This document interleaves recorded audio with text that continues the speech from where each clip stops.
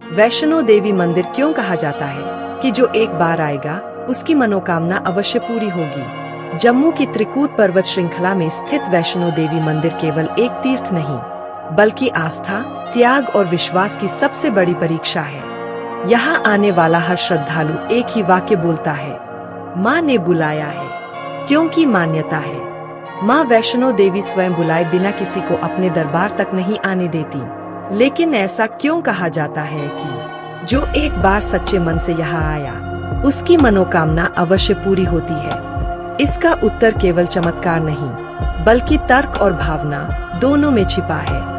वैष्णो देवी वास्तव में 3 शक्तियों का एक स्वरूप है, महालक्ष्मी, महासरस्वती और महाकाली।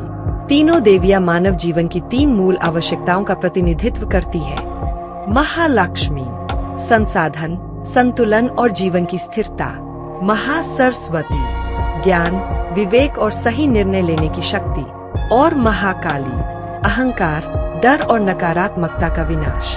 यात्रा की शुरुआत आसान होती है, लेकिन जैसे जैसे भक्त ऊपर चढ़ता है, थकान, दर्द और मन की कमजोरी सामने आती है। यही वह क्षण होता है जहां इंसान पहली बार अपने अहंकार को छोड़कर सच्चे मन से प्रार्थना करता है। यह यात्रा शरीर की नहीं, मन की यात्रा बन जाती है। गुफा के भीतर कोई मूर्ति नहीं, केवल 3 पिंडियां है।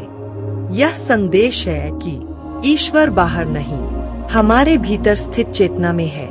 जब कोई भक्त यहाँ पहुँचता है तो वह पहले ही अपने भीतर की नकारात्मकता, संशय और घमंड को पीछे छोड़ चुका होता है। यही कारण है कि यात्रा के बाद लोगों की सोच बदल जाती है, निर्णय सही होने लगते हैं और जीवन की दिशा स्वतः सुधरने लगती है। लोग इसे चमत्कार कहते हैं, पर वास्तव में यह आत्म परिवर्तन का परिणाम होता है।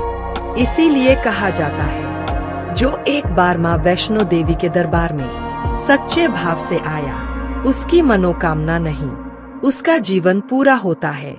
क्योंकि माँ मांग पूरी नहीं करती, माँ इंसान को उसके योग्य बना देती है। यदि जानकारी अच्छी लगी हो तो चैनल को सब्सक्राइब जरूर करें। जय माता दी।